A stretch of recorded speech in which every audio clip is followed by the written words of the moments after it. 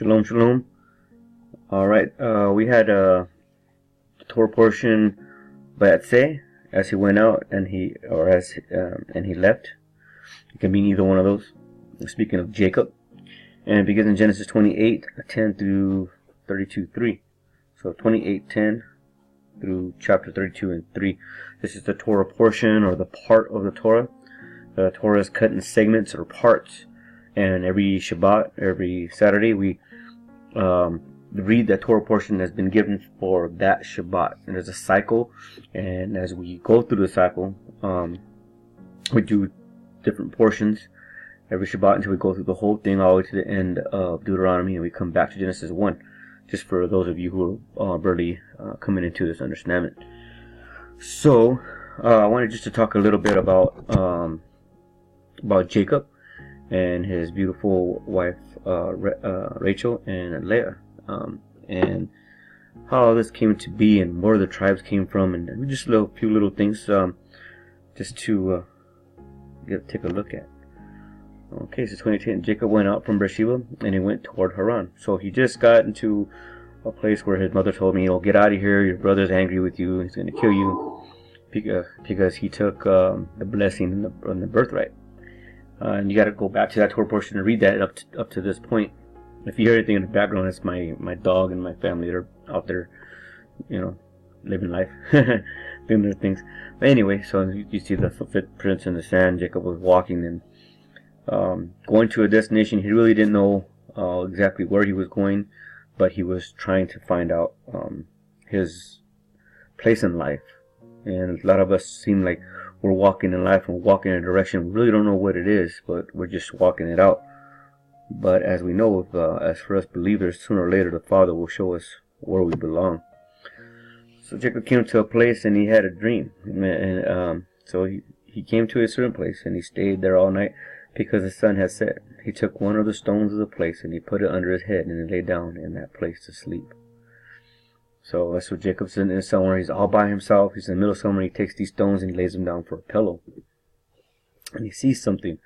It says, he dreamed, and behold, a stair set upon the earth, and its top reached to the heavens. Behold, the angels of God ascending and descending on it.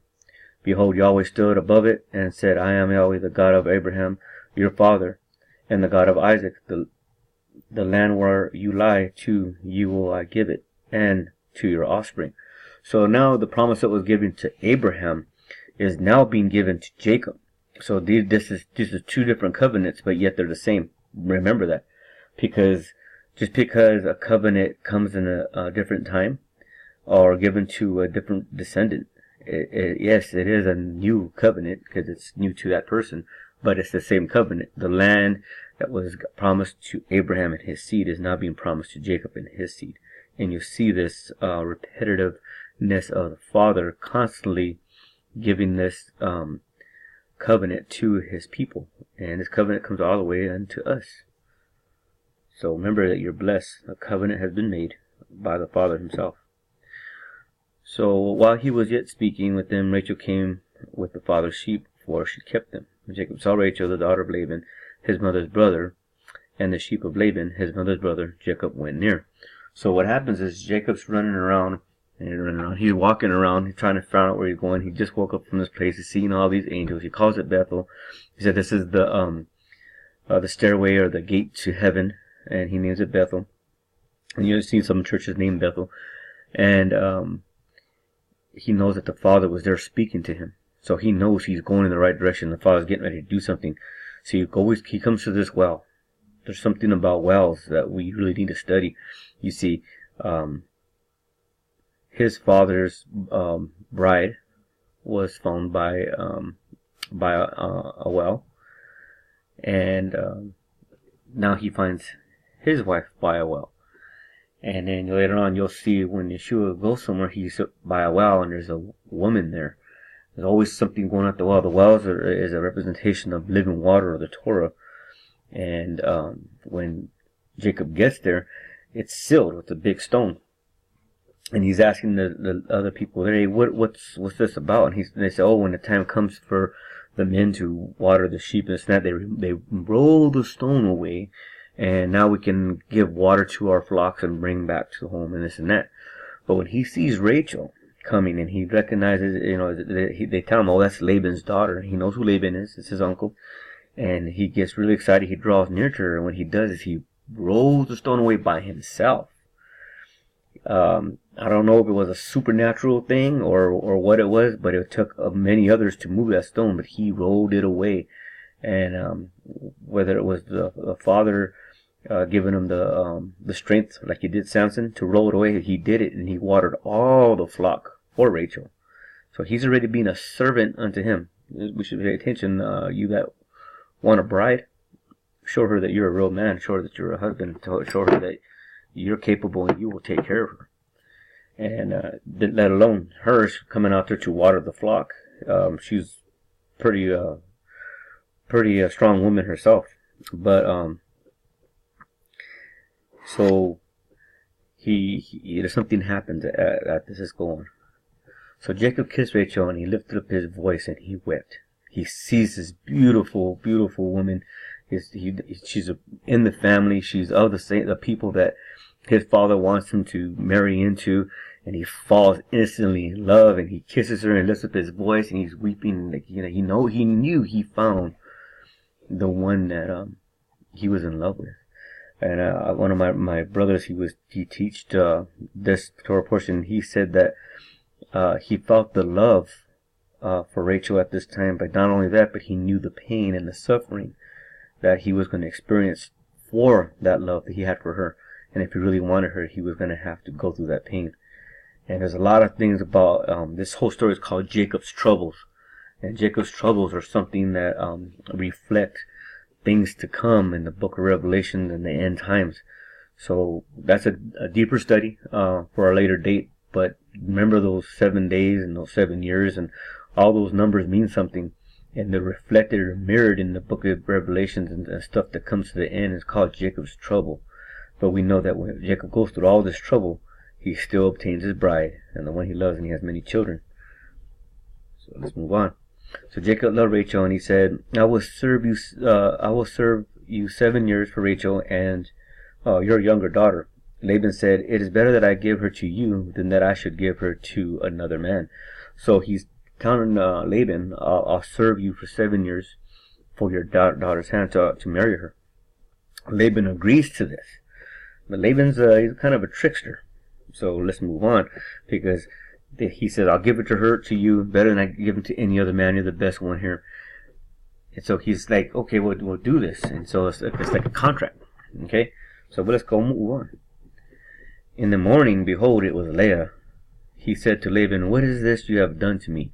Didn't I serve with you for Rachel? Why then have you deceived me? So 7 years went by, he served for Rachel, and they got married, and they go into their tent at night and to consummate the marriage, and they wake up in the morning and he realizes, hey, this is not Rachel, this is Leah. And so he approaches Laban about it.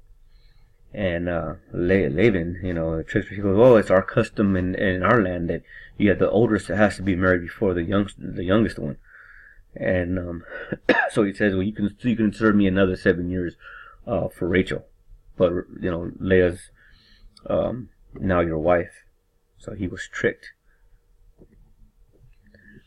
Okay, so let's go back real quick. So he was tricked into this, and so he does that. He serves the other 7 years for Rachel's hand. And there's a lot of confliction. I mean, just think about it. This man fell in love with this one woman. He's deceived, and he has this other one. And Scripture says that Leah was hated and Rachel was loved. That's a hardship, Poor Leah, number one. She's been put in this. Her father put her in this mess. She's with this man that really doesn't love her, but he has an obligation to her as a husband. And especially back then, part of the obligation is to be fruitful and bring forth children. So marriage is consummated. She does give birth. She starts bringing in more children than Rachel. And Rachel's womb is closed, so she's barren.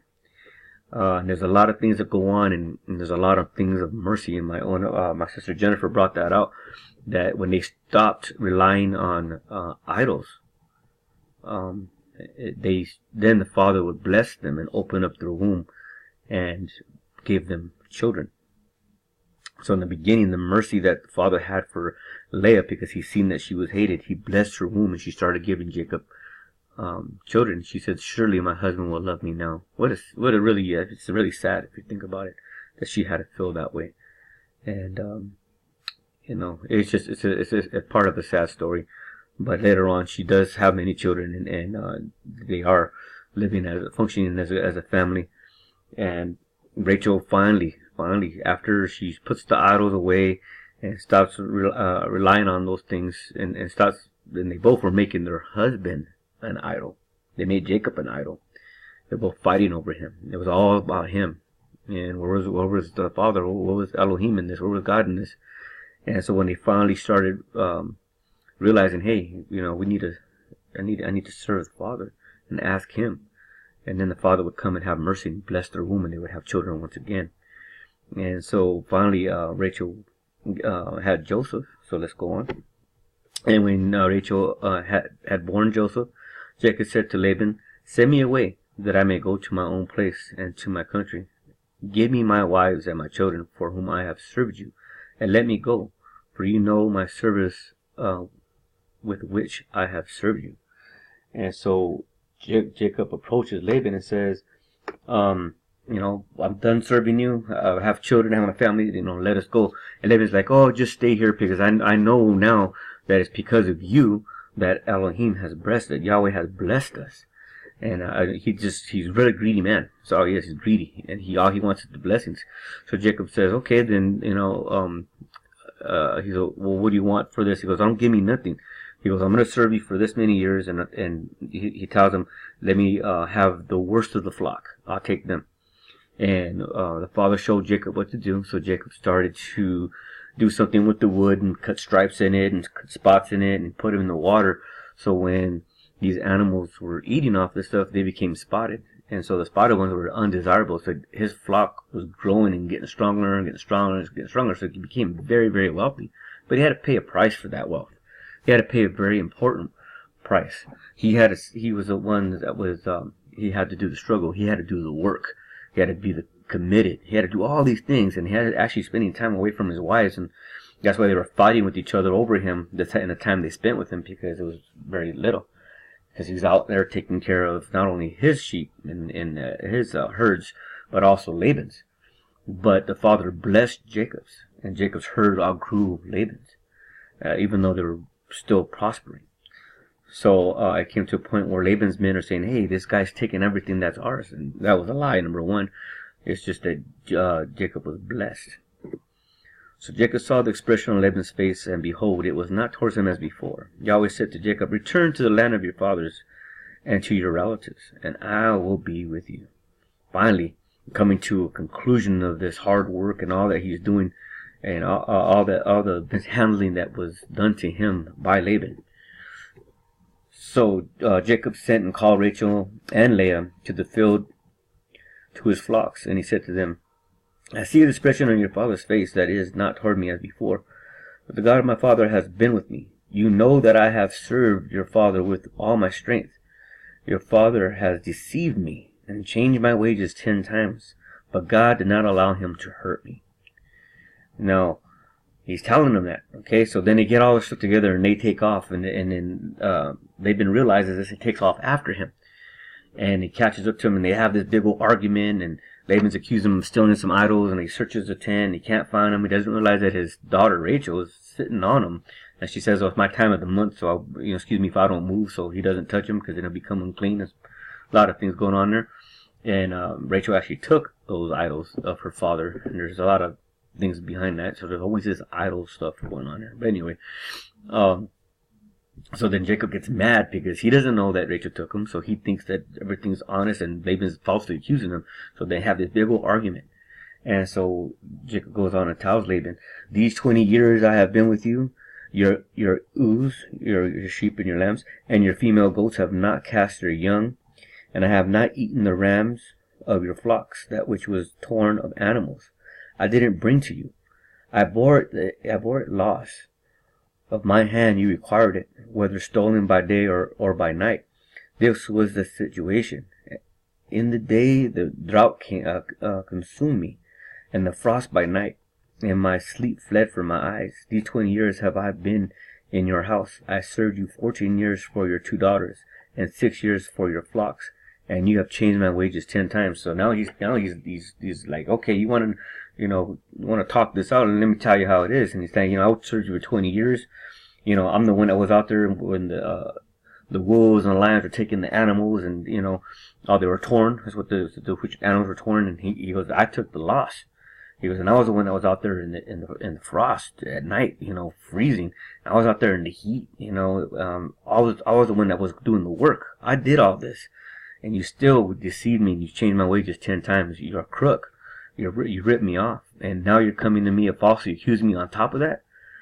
And so it comes to a conclusion where, they say, okay, we'll agree to disagree, pretty much is what they're saying. And they put up some stones, and they make a covenant, they can make a compact that they will not cross each other's borders, with the intention to harm or anything like that, or probably without talking to each other first before that exchange happens. And so finally, Jacob leaves, and did I miss one? Oh yeah. And so Jacob leaves with his family, and with his lovely wife Rachel, that he was so madly in love with, and all this because he fell in love. So it's a beautiful love story. It really is. And there's a lot of deep teachings in this story, and I'm just giving you a very, very brief summary. But just so you understand this Torah portion, just so you understand the story, and with these 2 wives of Jacob's, he had his 12 sons, and he had a little girl. A lot of people don't talk about her, but he had Dinah. And so he had this little girl, and he had his 12 boys, and she probably was spoiled rotten with all these boys around. She's the only girl. She's been spoiled rotten in our house. But this is where the 12 tribes come from. This is where the mighty King Judah comes out of, and King David, and the seed of the Shach. He's coming through the Savior of our world. The seed was planted there and brought in through this lineage. And so through the struggle, and the thing is even after this, Jacob's troubles weren't over. He still had to face his brother that he ran from the beginning, because his mother told him to. He still had to go through the land, and other things happened. And there was a time when he finally finds peace, and very, very short time, and then something bad happens again. And we'll get to the story of Joseph later on this month or next month. All right. So just with that, I'm giving you a bunch of summaries of a bunch of different things, but I hope you enjoy the Torah portions and fall in love with the Bible, because the stories are real. You can apply them to your life. You can apply them to the things that are going on. I mean, how many of us have been deceived, been mishandled, been lied to, and we worked really hard. We really did. We did our best, and then when we're asking for what's rightfully ours, they come at us with all these false accusations and things, and like, hey, wait a minute, that's not true. I earned this, and the Father will bless us. Don't worry about those deceivers out there and those wicked people. The Father will uplift you. He'll bless you. Jacob never stopped working. He drove himself to success. He became a very, very, very rich man. And even later on, when you read about what he gave to his brother and what he gave to his children to give to Pharaoh, he was a very, very wealthy man, and didn't come by sitting on a rock somewhere wishing that he had it.